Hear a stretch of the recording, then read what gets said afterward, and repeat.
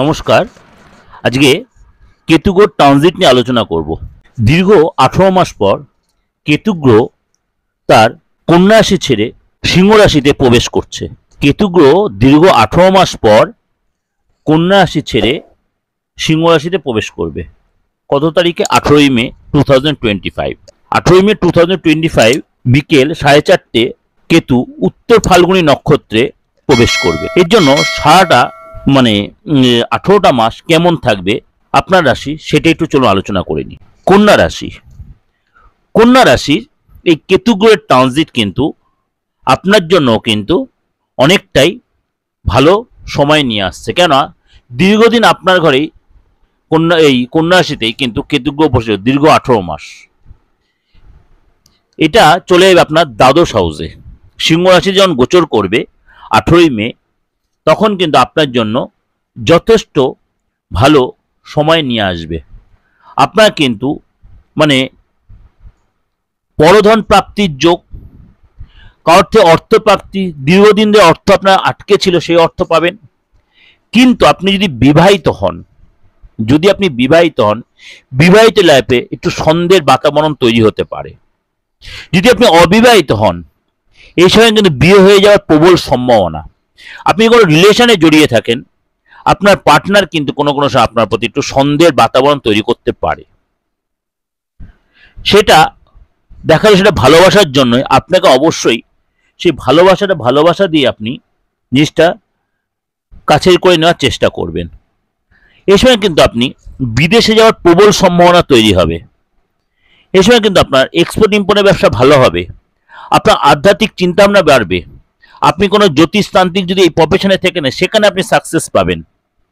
আপনার প্রতি আপনি কোনো যদি আপনার এগেনস্টে কেউ যদি কোনো টুকটাক করে, সেগুলো খুব একটা কাজে লাগবে না। এই গোচর আপনার এগেনস্টে কেউ যদি কোনো কনস্পিরেসি কেউ যদি, কেন শত্রু আপনার প্রচুর হবে, কিন্তু শত্রুরা খুব একটা আপনার সাথে পেরে উঠতে পারবে না। হঠাৎ কোনো ব্যক্তির দ্বারা আপনার ধনলাভ হবে, প্রাপ্তিযোগ হবে। আপনি কোনো হঠাৎ করে 2 নম্বরই কোনো ইনকাম বা 2 নম্বরই কোনো কাজে আপনি জড়িয়ে, হঠাৎ কোনো লোভ এসে যাবে, লোভে আপনি হঠাৎ কোনো 2 নম্বরই কাজে জড়িয়ে পড়তে পারেন। এবং আপনার কমিশন বলুন, গুপ্তভাবে ধনলাভ বলুন, হঠাৎভাবে রাতারাতি বড়লোক হয়ে এইসব লোভগুলো আপনার মধ্যে কাজ করবে। কিন্তু আপনার মাঝে মাঝে কিন্তু আপনার মধ্যে কি বলবো, উত্তেজনা ভাবটা ভীষণ কাজে দেবে।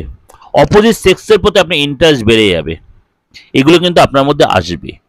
এটা সবার ক্ষেত্রে তা কিন্তু নয়, সব কন্যা রাশির ক্ষেত্রে যাবে তা কিন্তু আমি বলছি না। আপনার বাচ্চার সিচুয়েশনটা কি সেটা আপনাকে দেখতে হবে। পারফরমেন্স ভালো হবে আপনার।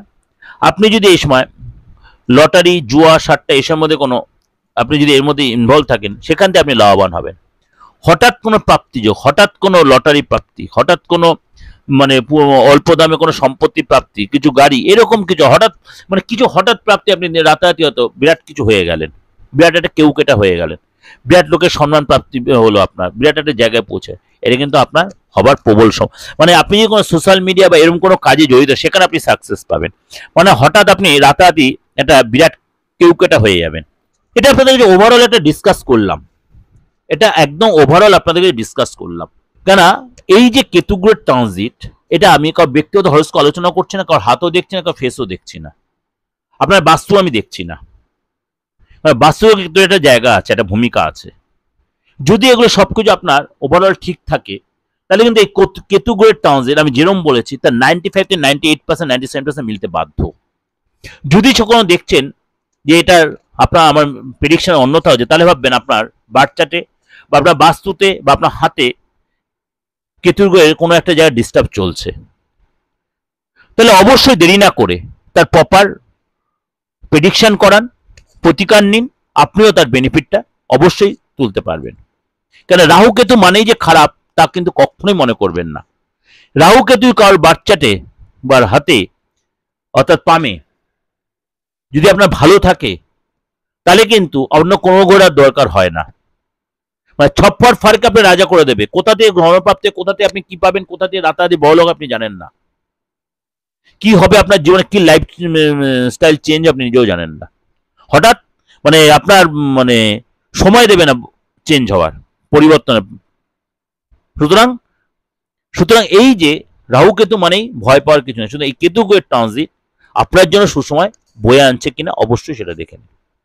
আর যদি ভালো লাগে অবশ্যই লাইক করে সাবস্ক্রাইব করবেন, নোটিফিকেশন বেলটা অন করবেন, যত লোকে শেয়ার করবেন, ভালো লাগলে লাইক করবেন, আর কমেন্টস বক্সে অবশ্যই যদি মনে হয় কমেন্টস লিখবেন তা লিখবেন।